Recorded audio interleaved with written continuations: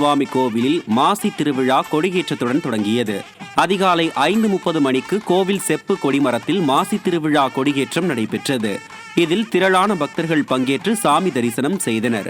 12 நாட்கள் நடைபெறும் இத்திருவிழாவின் 11ஆம் திருநாளான மார்ச் 13ஆம் தேதி தெப்பத் திருவிழாவில் இரவு 10:30 மணிக்கு மேல் சுவாமியும் அம்பாளும் 11 முறை தெப்பத்தில் சுற்றும் தெப்ப உற்சவம் நடைபெற உள்ளது.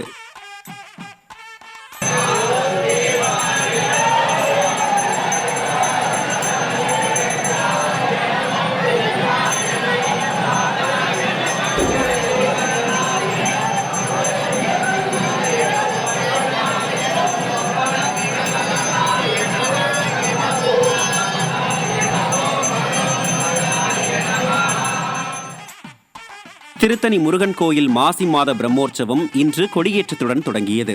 முருகப்பெருமானின் 5ஆம் படை வீடான திருத்தணியில் 12 நாட்கள் நடைபெறும் விழாவில் முருகப்பெருமான் வள்ளி தெய்வானையுடன் தினமும் 2 வேளைகளில் வெள்ளிமயில், சிம்மம், யானை உள்ளிட்ட பல்வேறு வாகன சேவைகளில் எழுந்தருளி பக்தர்களுக்கு காட்சியளிப்பார். விழாவின் முக்கிய நிகழ்வான வள்ளி திருக்கல்யாணம் வரும் 10ஆம் தேதி நடைபெற உள்ளது.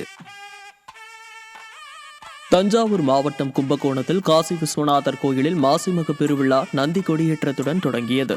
10 நாட்கள் நடைபெறும் இந்த விழாவின் முக்கிய நிகழ்வான திருத்தேரோட்டம் மார்ச் 11ஆம் தேதியும் தீர்த்தவாரி மார்ச் 12ஆம் தேதியும் மகாமக திருக்குளத்தில் நடைபெற உள்ளது.